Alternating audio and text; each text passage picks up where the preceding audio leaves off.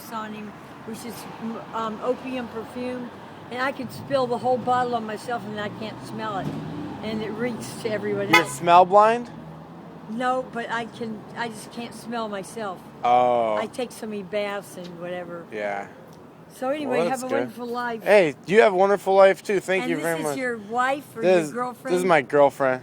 Are you is she nice, good enough to have for a wife? Oh, she's amazing for a wife. I don't know if I'm good enough for a husband. Yeah, if someone ever raised their voice to me. Yeah.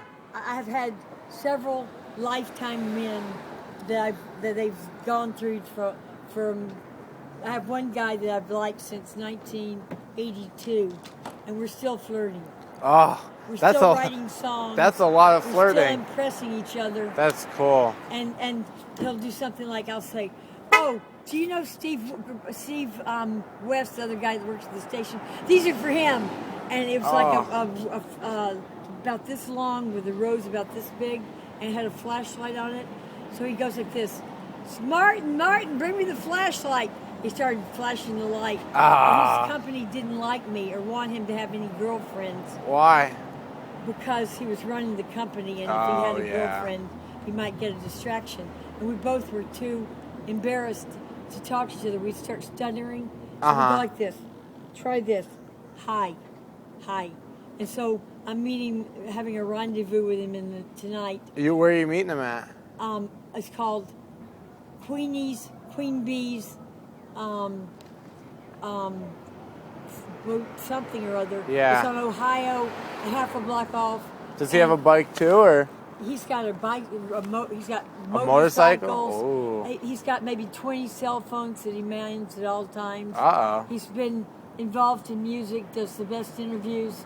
Everybody knows him. Cool. And I've been with him since before, when he was just ready to kill himself and trying to kill himself because no one was appreciating him. They were all using him. Oh, bummer. And I lived on, you know where Ocean Beach is? Yeah. And they have those little bitty cottages. Mm-hmm. I lived in number 13 and had a backyard about as far as to here to where that lamp is on that building. Oh, wow. My backyard was that big and had grapes that were grown in 1918 and a palmetto tree that was about as tall as this tree, but it was flat.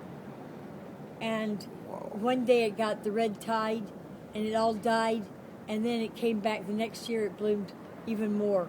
That's a miracle. Yeah.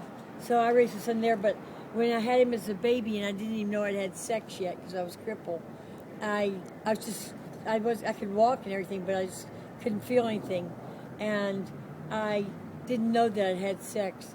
And the doctor, I knew that I had tried to have sex a couple of times. It wasn't worth it. How old were you? Stupid, 21. And I did not believe that there was any reason to have sex. Romance, yeah. Making out, little third base, whatever. Little but oral. I had no idea what an orgasm meant. Yeah. And I had my son, and I still had never looked at a cock. Really?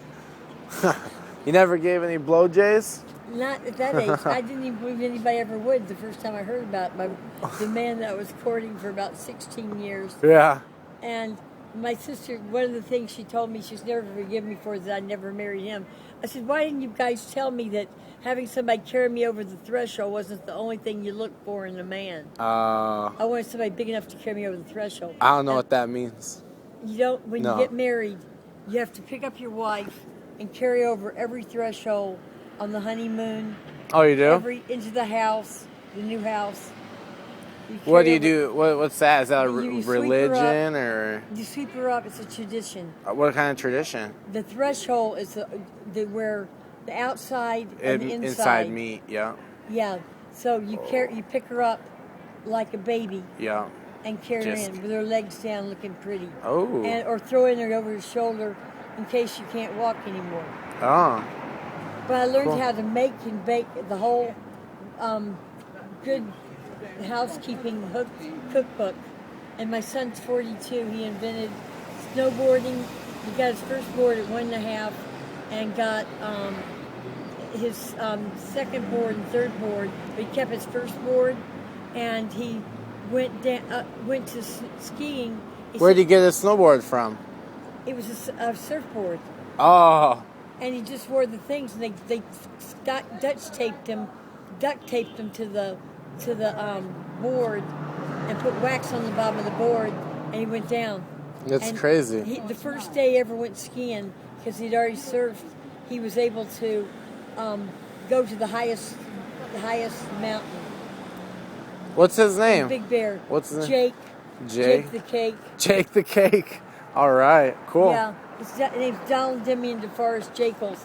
My father was Donald George Henry Jacobs, and my brother was Donald Davis Jacobs.